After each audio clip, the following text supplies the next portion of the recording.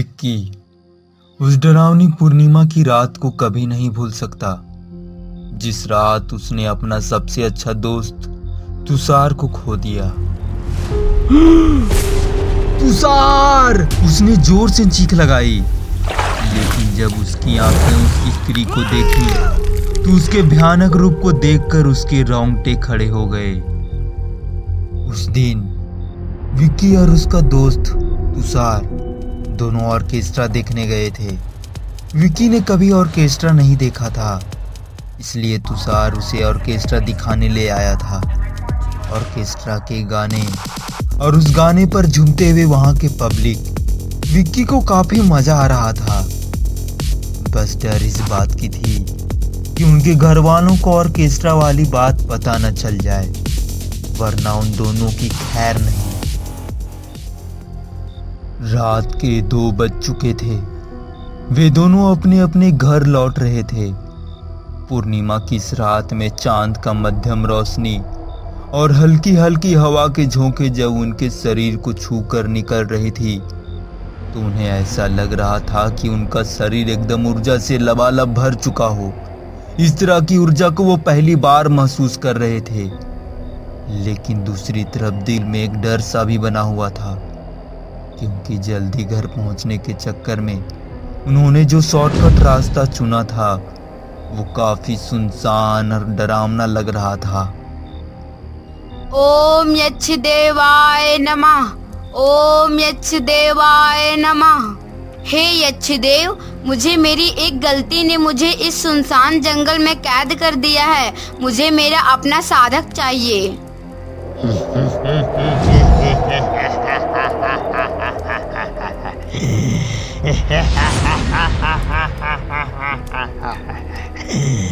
अगर तुम इस जंगल के कैद से निकलना चाहती हो तो तुम्हें किसी मर्द की बलि देनी होगी। ए तुषार, एक बात बोलूं? आज ऐसा लग रहा है जैसे आज गंगा नहा हुआ आए हैं। आज हमने भी ऑर्केस्ट्रा देख लिया यार। केवल ये वाला बात घर वालों को पता भी ना चले, वरना गंगा नहा नहीं गधा के जैसे दुलती भी पड़ेगी हमें। अबे पता कैसे चलेगा? हम लोग बताएंगे तब ना। वैसे एक बात बोलूं, वो नचनिया काफी सुंदर लग रही थी यार। विक्की और तुषार इसी तरह बातें करते हुए रात के सन्नाटे में आगे बढ़े जा रहे थे। लेकिन कभी कभी दूर से आती सियारों की आवाजें सन्नाटे भरे माहौल को भय से भर देता। लेकिन वे दोनों साथ थे तो हिम्मत बनी हुई थी। यार तुषार, थोड़ा जल्दी चलना यार, घर जाने में कुछ ज्यादा ही देर नहीं लग रही। अरे चिल यार ब्रो, डरते क्यों हो? अरे विक्की, देखना देखना वो ऑर्केस्ट्रा वाली मोहिनी। किधर किधर? मुझे तो नहीं दिख रही यार। क्या यार विक्की, तुम भी लगता है जैसे उस ऑर्केस्ट्रा वाली मोहिनी में दिल आ गया तेरा है? क्या यार भाई तुषार, तुम भी। अबे मजे ले रहा हूँ चिल कर। अच्छा थोड़ा रुक, मैं थोड़ा मूत्र विसर्जन करके आता हूँ। अच्छा ठीक है, जल्दी आना। तुषार विक्की को वहीं छोड़कर उससे दूर थोड़ा जंगल के अंदर चला गया। विक्की चुपचाप गुमसुम सा उस सुनसान रास्ते पर खड़ा तुषार के आने का इंतजार करने लगा। ओए यार, इस सुनसान इलाके में इतनी तेज लड़की की आवाज कहाँ से आ रही है भाई? तुषार उस आवाज के तरफ चल दिया। यच्छ देव, आखिर किस तरह से मैं आपको किसी मर्द की बलि चढ़ा सकती हूँ? बिना बलि के अब मैं भी कुछ नहीं कर सकता। उस आखिरी आवाज के साथ फिर से वहां छा गई वही खामोशी। अब तुषार भी उस जगह पर पहुंच चुका था, लेकिन उसने जो देखा वो देखकर थोड़ा आश्चर्य हो गया। उस पेड़ के नीचे केवल कुंड जल रहा था। ओ तेरी, यहाँ तो कुंड जल रही है, और इस सुनसान इलाके में इतनी रात को हवन कौन कर रहा होगा? लेकिन तभी उसे एक स्त्री दिखाई पड़ती है, जिसके पीछे से उसकी गोरी कमर, हल्की साड़ी से चमकता हुआ उसका पूरा बदन, उसके काले लंबे बाल, उसके दिलों पर मानो एक साथ हजारों छुरियां चलने लगी हो। वो उस स्त्री को जाते देख उसका पीछा करने लगा। दूसरी तरफ विक्की, जो कि तुषार का आने का इंतजार कर रहा था, वो भी अब घबराने लगा। इतना देर हो गया, ये तुषार टॉयलेट करने गया है, पत्थर तोड़ने गया है?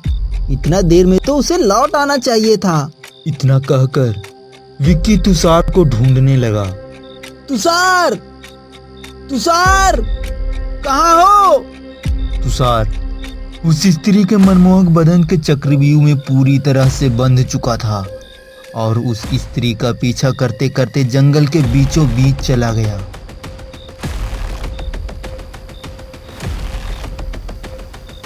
अरे, वो स्त्री कहाँ चली गई? अभी तो मेरे नजरों के सामने थी। तभी अचानक उसके कंधे पर किसी ने हाथ रखा। वो कोई और नहीं बल्कि विक्की खुद था। अबे तुषार, तू मूतने गया था या घूमने? और तू किस स्त्री के बारे में बड़बड़ा रहा था? साले कहीं तुझे चुड़ैल उड़ैल तो नहीं दिख गई? अबे नहीं यार, मैंने सच में एक स्त्री को देखा और उसी का तो पीछा करते करते यहाँ तक पहुँच गया। अबे तुषार, तू सच में पागल हो गया है। इतनी रात को और सो भी इतनी सुनसान इलाके में तुझे स्त्री किधर से दिख गई? अबे यार विक्की, अब मैं तुम्हें कैसे समझाऊं? मुझे कुछ नहीं समझना, बस घर चल। अबे देखना कितनी रात हो चुकी है, मुझे बहुत घबराहट हो रही है यार। तभी तुषार को वो स्त्री दोबारा दिखती है। ये विक्की, वो देख, क्या हुआ? अरे वो वही स्त्री है जिसका मैं पीछा करते करते यहाँ तक पहुँच गया। हाँ यार तुषार, तू तो सही कह रहा था, लेकिन सबसे पहले हमें पता तो चले कि वो स्त्री आखिर इतनी रात को इस घने जंगल में करने क्या आई है। इसके बाद वो दोनों स्त्री का पीछा करने लगे, जहां वो स्त्री एक तालाब के किनारे आकर रुकी। वो दोनों झाड़ियों के पीछे से छिपकर उस स्त्री को देखने लगे। वो स्त्री बहुत देर तक उस तालाब के किनारे खड़ी उस तालाब को केवल घूर रही थी और अचानक बिना हिचकिचाए उस तालाब में उतर गई और स्नान करने लगी। वो दोनों आश्चर्य रूप से उस स्त्री को देखने लगे, लेकिन कुछ देर बीतने के बाद ही अचानक वो स्त्री चिल्लाने लगी और बचाव बचाव का गुहार लगाने लगी। तुषार उस स्त्री की सहायता करने के लिए आगे बढ़ा, लेकिन विक्की ने उसे रोक दिया। रुक जा तुषार, मैं तुम्हें इस तालाब में कूदने नहीं दे सकता।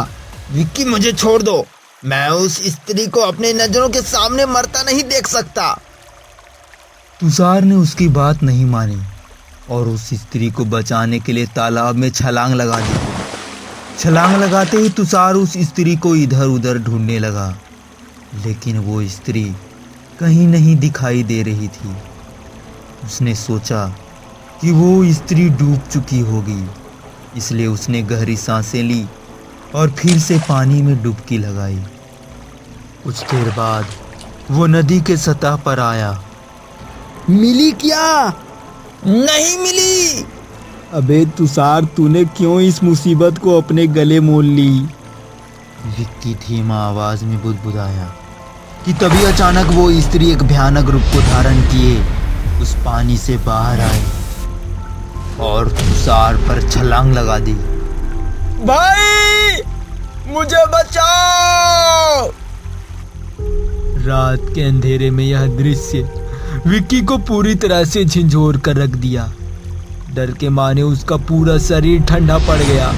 वह स्त्री तुषार के कंधे पर अपना दांत गड़ा दी और किसी जंगली भेड़िए की तरह एक ही झटके में उसका दिल बाहर निकाल लिया। तुषार! विक्की चिल्लाया और वो स्त्री तुषार को पानी के अंदर ले गई। वो आंखें फाड़ फाड़ कर नदी में देखता रहा। उसके आंखों में आंसू आ गए और वो समझ चुका था कि उस स्त्री ने उसके सबसे अच्छे दोस्त तुषार को मार डाला। विक्की इस सदमे को बर्दाश्त ना कर सका और अचानक उसके आंखों के सामने अंधेरा छाने लगा और वो उसी जगह बेहोश हो गया।